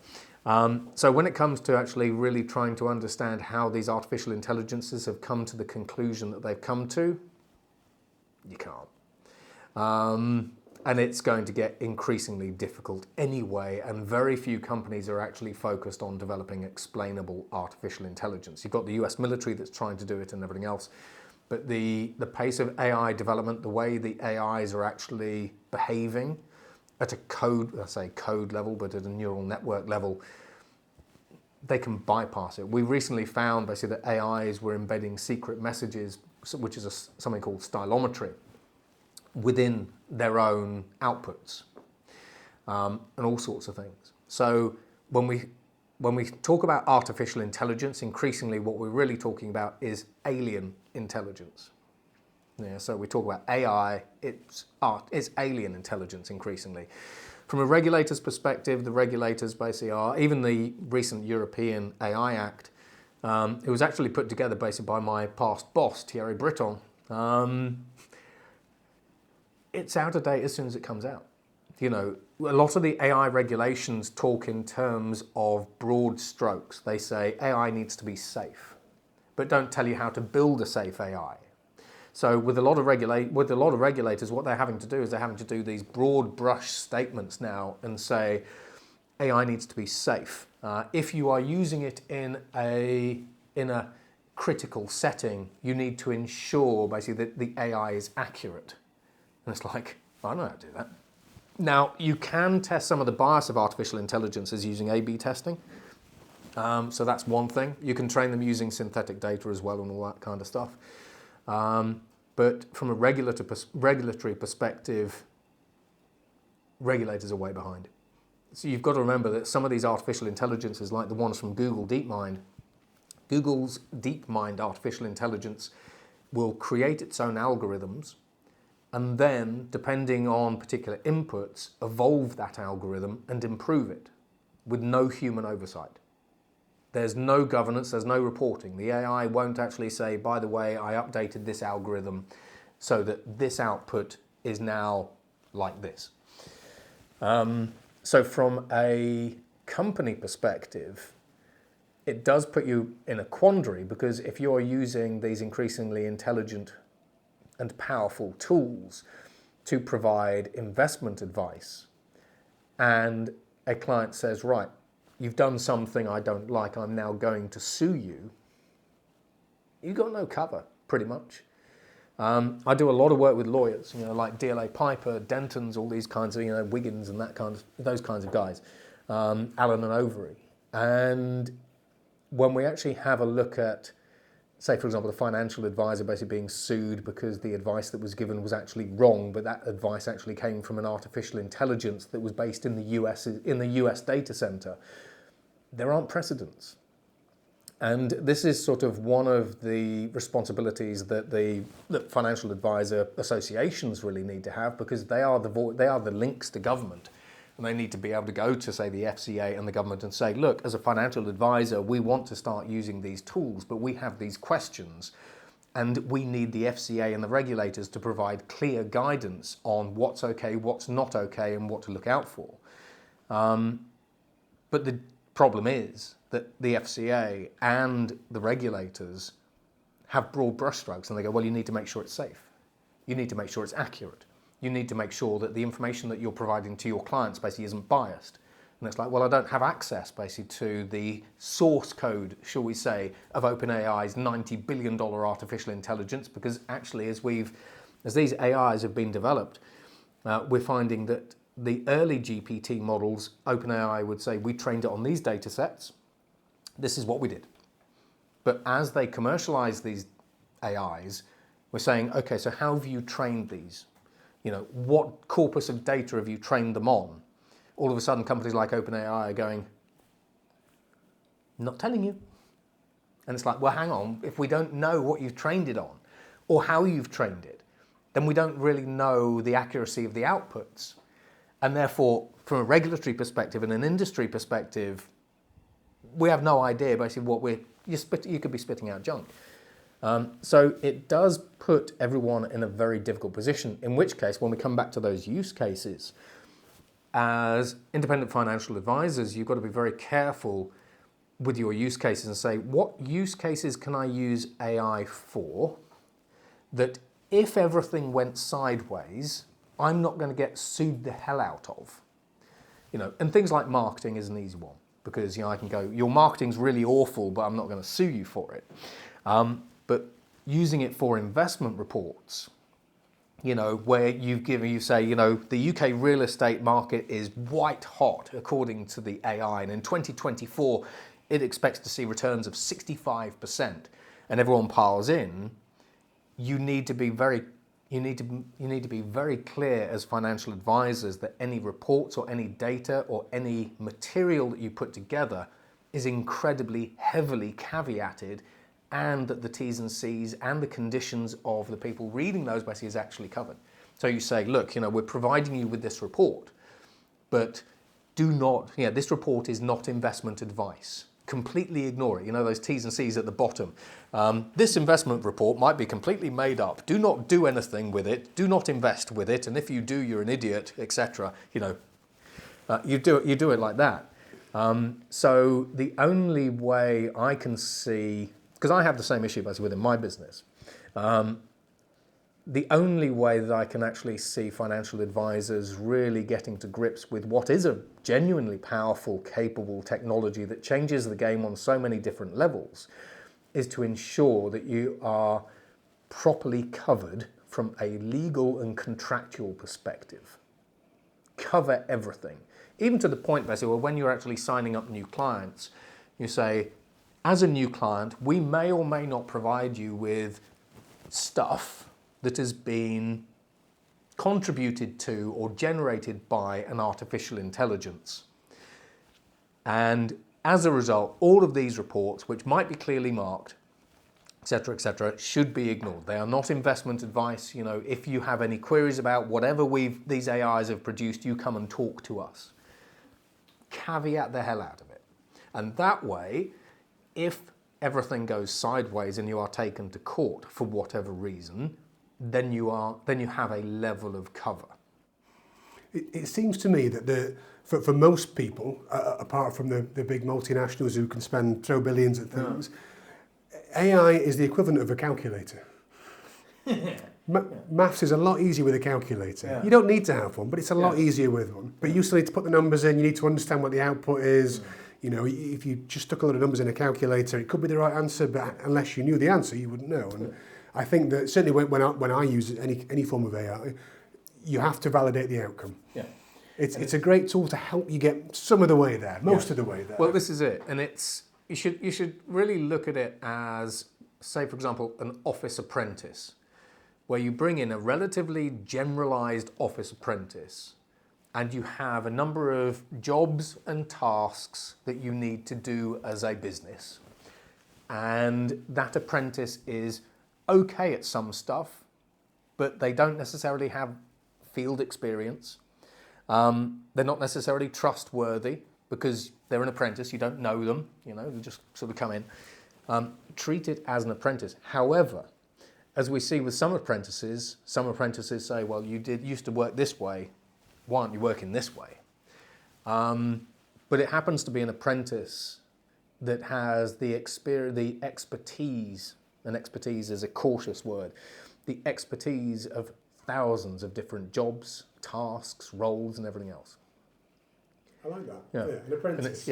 And it's but as with all of these new technologies, the way that I'm approaching their use is you caveat everything. You figure out your use cases. What's causing you? What are you losing sleep over? What are you losing sleep about? What's costing you a lot of money? What's costing you a lot of time? What isn't giving you the return on that investment that you wanted? Whatever it happens to be. What are you spending a lot of time on that is minimal to your business, incremental to your business? Those are the use cases that you start playing around with. And then on the back of that, literally, you phone up a couple of lawyers and say, if we are going to be using artificial intelligence within our business, and these are the areas that we're going to use it, what contract do I need to put in front of new clients to completely protect myself? Because you also got to remember, when you go to the theme parks, you go to a lot of theme parks, or even the trampoline parks. When you go to the trampoline parks, you're signing away that if you break your neck and you die horribly, in a trampoline park, that the operators aren't liable. It's your own fault. Yeah, exactly. You need that kind of cover basically for AI. Okay. And that's the easiest way I can think of that companies can start using AI, exploring AI, experimenting with AI, however, have the legal protections that they actually need. That means that if things do go sideways, companies can't bankrupt you. So, university for you was North Wales, marine biology. That's it. How do you go from being a marine biologist to now being a futurist? So the story there basically is I took marine biology and oceanography at University College North Wales. I then ended up doing some work with the UNHCR basically on environmental protection, coral reefs out of Belize and all that kind of stuff. Came back to the UK, found out basically that if you're an oceanographer and marine biologist, then realistically the only jobs that you actually had available were dredging water out of the Thames. Pretty much, literally like that. So that kind of then forced a little bit of a life change. I then ended up getting a job in distribution, selling networking gear and all that kind of stuff. Then ended up at EMC. So was heading up the healthcare units basically within EMC, then the enterprise units within EMC. Got headhunted by IBM, so then ended up heading up IBM's PSNS business, which is the Homeland Security and National Security businesses within IBM. Did well there, but from an emerging technology perspective, when you have a look at any business, one of the biggest problems that IBM had is every time we went for a tender, and these were typically $100 to $250 million outsourcing agreements, you'd get in front of the CFO of an AstraZeneca or whoever it happened to be, and they would say, okay, why you, why not HP? Or, these kinds of organizations. And the vast majority of organizations are actually quite commoditized. There's very little differentiation. You'd say, well, the reason why us is because we've got great references, we've got a very deep bench of experts, we've done it before, we've got the scale, we can de-risk it, got the project managers and everything else, which is exactly what other companies like HP basically would say, and so on and so forth, or Tata or TCS or HCL. And when I was dealing basically with the national security agencies, they wanted to see not just what was coming, but what was coming after what was coming, and what was coming after what was coming. So sort of N+2, N+3 generation technologies.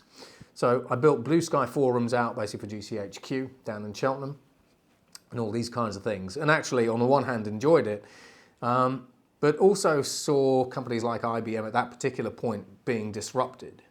So IBM kind of saw cloud coming, but didn't really pay any attention to it whatsoever. Cycled about 50,000 people out of the business because they were disrupted. Told those people, goodbye, thanks for coming, nice to have you. Here's a CV writing service and 3 months worth of severance. Hope you have a great life. And I thought, on one hand, if these organizations are so bad at actually not just seeing what was coming, but then quantifying it and developing a strategy to go and own that disruptive new threat, then that was, on the one hand, that was a travesty. Because even at that point, basically, we saw 250,000 people being made redundant out of the technology industry because Amazon was on the rise, Microsoft Azure was on the rise. I just thought that was a ridiculous way to do it. And so companies typically care about three things: reduce cost, reduce risk, and improve revenues. Everyone can talk about reduce cost, reduce risk. Get rid of people, move to the cloud, digitize, there you go. But when it comes to new markets, when it comes to actually revenue growth, there's a lot of opportunity out there, but it's very difficult to see. And that's what I was actually doing with a lot of IBM's customers. I left IBM, got headhunted by Atos. I headed up Atos's cloud business, which was fun and everything else, and then ended up leaving there because I was, again, even though I was global head of channel sales and all that sort of stuff at Atos, still felt like a cog in the machine. They'd sort of say, here's $60,000, go and build a business unit that's a multi-billion-dollar business unit, and if you'd have to triple roll people and all that kind of stuff, which was nuts. First clients basically were kind of Sainsbury's, the rugby, the RFU as well, the Rugby Football Union, Nike, those kinds of guys. And it's good being able to see beyond the horizon. But also, I feel basically it's good being able to see beyond the horizon to see what the opportunities are, but also what the threats are, a little bit like we talked here. Because there are always opportunities and threats. And when we have a look at future-related matters, we can all talk about artificial intelligence's role basically in the future of work. We can see AI automating jobs. But if I automate a job like a coder, and I put an interesting interface over the top of that, I democratize coding for 3.5 billion connected people. So technology always has these two flip sides, like we talked dystopia and utopia before. But when you have a look at all of the next generation products and services, the things that are coming, you've got to have an understanding of what problem are we solving. And then we often solve that problem today using technology. So if you don't understand the technologies or don't understand how they can be combined together to create the next generation solutions, then you can't see next generation markets or next generation problems. And so, yeah, it's, and then I'm an information hog anyway, basically. So, yeah, it takes me everywhere. And you've been going now for? So it was about actually 8 years now. So I'm going to be producing the 2024 Griffin Emerging Technology Starburst, which has got 300 emerging technologies up to the year 2075 on it. Nice little poster, as well as the books and all that kind of stuff. And yeah, we're getting bigger and bigger and bigger, and the clients are getting everywhere, including the clients basically we're using today. That's it. And it's, yeah. If people haven't seen the Starburst, well worth having a look. Very interesting to see just the sheer scale of new technology that's coming out for the future. Well, even when we have a look at artificial intelligence, we've got liquid AIs, chemical AIs, polymer AIs, we've got AIs made out of DNA, we've got 3D printed artificial intelligences, and then in a couple of years' time, if not really already, we've got quantum artificial intelligence, which will make ChatGPT basically look like a stone. You know, so and this is the thing. It's today. We kind of alluded to it earlier. A lot of people think that the pace of change is too fast. And when we actually think about that pace of change, if we step back 100 years ago, we had a 10-mile long road, and we were in a car doing 10 miles an hour, and we had an hour to see what was at the end of that 10 miles, and then we had in that hour we could plan and plot and figure out what is it, why is it, how do we adapt to this thing that's at the end of the road. Now we've still got that kind of 10-mile road, but we're now doing 100 miles an hour. And so the amount of time that we actually have to see these changes, like ChatGPT, I've been tracking ChatGPT-like technologies for 10 years, even before basically I started 311. These things all of a sudden emerge. Within the space of 6 months, basically the entire world changed. Every industry was like, wow, AI's here, let alone everything else. And so now basically we have that 10-mile road, but we're traveling at 100 miles an hour. And as a futurist, what I'm trying to do is we are still traveling at 100 miles an hour, but I'm now trying to make that road 100 miles long. So we still have our hour that we can see it, figure out whatever that thing is at the end of the road, plan and adapt to it. So by extending our vision out to sort of quite a way, depending on who I'm working with, suddenly we can now talk about what happens when artificial general intelligence starts hitting the market. What's the impact of that? What's the good stuff? What's the bad stuff? What do the regulators need to know? I think that makes your job even more vital for companies and governments alike, really, I think. Which is why I sort of get called into what I get called into. Yeah. So as our regular listeners will know, we finish every episode with a quickfire question round. These are a series of short questions designed to find out a bit more about the person we've been speaking to. Are you ready for your quickfire questions, Matthew? I'll start easy. What's your favourite thing to do at the weekend? See the kids and the family. That was a quickfire answer. That's it. Because I travelled so much and everything else, so yeah. Okay. You've got to be centred. Let's go a bit deeper. What motivates you? So I believe basically that everyone has it within them to be almost limitless. When we actually have a look at humanity, the human condition, as kids basically we're always told by our parents, the only thing that you can be is everything you want to be. We're always told by scientists and by zoos, ironically, basically, that we are the most complex and special beings in the entire universe.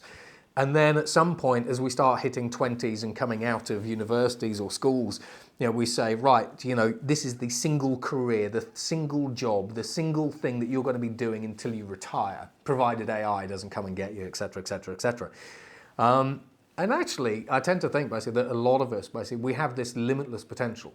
Now, if you actually have a look at the problems that we've created, but also the solutions that we've actually created, the things that we've built, we're not just talking about giant artificial intelligences that rival human intelligence. We're talking about tractor beams, we're talking about holograms, we're talking about being able to feed the planet because we can take the cell from an animal, put it in a bioreactor and grow a beef burger out of it. The human ingenuity basically is literally limitless. And I think basically as humans and as individuals, we actually forget how special our place is, not just within society, but also within the universe. And when we have a look at these increasingly powerful technologies, trying to actually use them to benefit people, but to actually help people realize basically their limitless potential, that's everything that I'm about. So for example, we talked earlier about what would you do if the only thing that you had access to was all the world's knowledge. When we have a look at skills, if we are automating jobs and therefore democratizing skills and jobs via a nice interface like programming, if you can suddenly have the skill of a programmer, what would you create? So not only are we democratizing access to all the world's knowledge, we're democratizing access to all the world's skills. But then on top of that, if we created something here today, say like this podcast, if we could execute properly, 3.5 billion people on the planet could hear it by the end of the day. In which case, we also have the ability to change the world at a speed and scale that is unimaginable. We have more power in our hands now, basically, than past kings and queens ever did. So when we talk about how do we use that, when we come back to kind of the Japanese ikagi, what happens basically when, as an individual, the only power that you have is pretty much everything. But sometimes you just have to remind people of, when you pick up your phone and you Google stuff, you have access to all the world's information. Add AI in and it's knowledge. And they go, oh, well, yeah. And that's, certainly as we start looking at this sort of future world that we're creating, that's one of people's biggest challenges. If AI automates you or your job or the thing that you care about, and the only thing that you have access to is all the world's knowledge, all the world's skills and everything else, then what is it you really want to do? We're not actually really afraid of being automated. We're afraid of the change. When I am automated, I don't think I could go and get another job. That's what we're afraid of. I think I go off those listing numbers, actually. If you can help me out with that, that'd be great. Yeah. What's something you've always wanted to do but haven't yet had the chance to? I want to go into space. So a little while ago, I actually helped the Google X Prize land some drones on the moon. Actually, the Indian team actually crashed their drones on the moon. So technically, I'm actually partly responsible for space litter already on the moon. But actually, that experience of being able to build a drone, basically, build a lunar rover in that particular case, put it onto a Falcon 9 SpaceX rocket and send it and crash it on the moon in the end. That was quite weird because actually you're looking up at the moon going, I've littered that. But but the cost of actually accessing space has now fallen over 100-fold. And it's come down from about $2.5 billion per ticket to about $250,000 per ticket, and it's going to continue to decrease, so maybe in 20 years. Sounds good to me. Yeah. I think if I had the opportunity, I would. Yeah. There are many that say that they wouldn't. I'd love to see it. So astronauts, so I do a lot of work with NASA, basically, and the NASA astronauts talk about something called the orbital perspective. And with school children, we've taken children onto a virtual reality international space station. And the astronauts have this orbital perspective where they look back on Earth and all they see is this blue dot in space. There are no country boundaries, there's no politics, no wars, all that kind of stuff, and it just looks serene. And the closest I've got to that basically is when I took the students onto the ISS in virtual reality.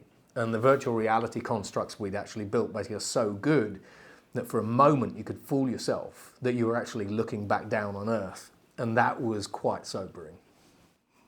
I bet it was. Yeah. What's something you've changed your mind about in the last year? So I suppose I've changed my mind almost entirely on the term exponential.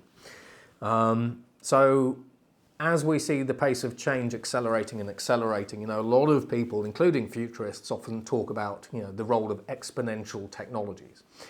And what they really mean basically is they kind of harken back basically to Moore's law, and they say, a lot of technologies today are exponential. Moore's law, the power of a computer chip would double every 18 months, and the cost of that computer chip would halve every 18 months. So the cost performance would halve, would improve exponentially over time. Increasingly, I talk not really in terms of exponential technology. I talk in terms of exponents technology. Now, there's a reason for that. So, exponential, which is the doubling of, say, computer power, is what we call an exponent. But when we actually have a look at artificial intelligence, for example, is improving at a rate that is greater than Moore's law.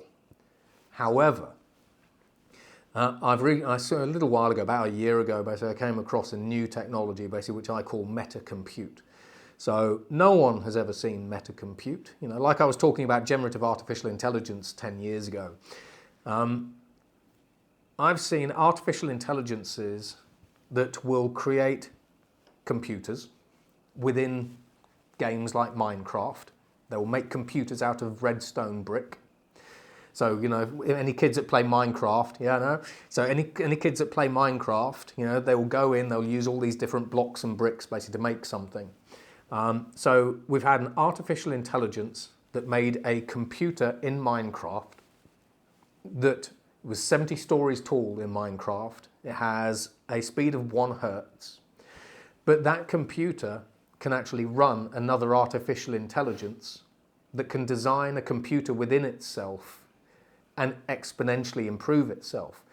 So what we have is, when we think about exponential technology, we kind of think in terms of physical technologies, computer chips, doubling of performance and cost performance every sort of 18 months. We then have digital technologies, which are increasingly developing at a rate much faster than Moore's law ever used to.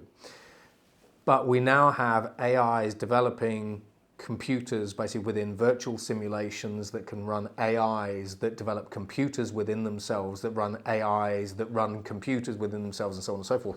So you end up basically with this multiverse kind of analogy. And when you have a look at these technologies, these computer systems, when the AIs get sufficiently sophisticated enough, they could start developing new software-based, virtual-based computer platforms at light speed, which then takes us from an exponential technology like Moore's law to God knows what you would actually call that. So increasingly, and this will sort of be in the 2024 releases, I talk more in terms of exponents technology, because exponents is a doubling of technology, a trebling of technology, to the power of 4, to the power of 5, to the power of 6, to the power of 7. That's crazy. Yeah. And wow. It's the speed. A lot of people, when you really start taking the covers off some of the technologies that are kind of in the labs, on that meta-computer is called Chungus, by the way. When you start taking the cover off some of the technologies that we're developing in the labs, as I've said, basically they make things like ChatGPT look positively caveman-like. Wow. What's the greatest life lesson you've learned? Listen. That's good advice, I think. Good advice for everybody. Yeah, so on that little point, I think it's important to actually listen to people. So listen to people basically from all backgrounds, be open-minded about what they actually say. As we see an increasingly polarized society, part of the reason why we have a polarized society is because we are less willing to sit down with one another any longer and actually listen to the other people's viewpoints and then discuss it. There is increasingly a fear of discussing different viewpoints. And we see that with children especially. But one of the skills that Nelson Mandela actually had, basically as a leader, was he would let everyone else actually talk first, and then he would talk last. Because as a leader, if you talk first and say, it is my opinion that AI is great, then everyone else will typically go, I also think AI is great, and everything else. So if you listen first, and you listen to everybody else in the room first, then you hear what they're genuinely thinking without your thoughts or your opinions biasing what they're saying. But then also listening is important anyway. And last question, what advice would you give to your 10-year-old self? So the honest advice that I would actually give myself, basically in an ideal world, which no one would actually like. So if you have children listening, I advise basically that you send them out of the room now, would be quit school. Really? Now the reason for that is I do a lot of work on the future of education for typically G7, G20 governments. When you actually have a look at today's curriculum, it was generally created 100 years ago. The exams that the children are taking today basically were typically set by the Oxford and Cambridge examination boards in the 1960s. I speak to lots of headmasters basically that, that's actually what the headmasters say, not me. When you have, one of these students basically that I actually teach basically said, how come education today teaches us about the past but not the present or the future, which I thought was blimey, that's actually quite accurate but also pejorative. But then when we actually have a look, for example, at the power that technology's actually had today, how many schools, while it is very important to get the foundations right, English, maths, sort of science basics, all that sort of right, how many schools are actually teaching children about artificial intelligence, coding, robotics, Web3, metaverse, crypto? I speak to lots of financial or lots of economics teachers, and they say we have been specifically told by schools and by boards not to talk about cryptocurrencies because it's not in the national curriculum. And yet, if you are learning economics, you come out of school, you are instantly going to be in some form of world related to crypto. So a lot of the entrepreneurs that I speak to, a lot of the people that I speak to, a lot of the parents that I speak to say when it comes to their daily lives, they only really use or rely on 20 to 30% of what they actually learned at school in their daily lives, which then means we're sending kids to school for 20 years for only 70% of that time to be pretty much, being very careful with the word, being less relevant than it could be. I mean, how many times have any of us actually thought about Pythagoras' theorem or photosynthesis or the Krebs cycle, etc., etc.? Schools basically are teaching to a curriculum that is 100 years old. Not that many schools teach kids about the actual real world or current technologies. How many schools are teaching kids to be entrepreneurs? How to do marketing, how to do a P&L, how to balance finances? And I know basically that there are going to be teachers basically saying, yes, we do, etc., etc. But I have a lot of teachers basically actually at my back, and I work with some of the world's largest schools groups because increasingly the world that education is trying to prepare our children for doesn't work like the past.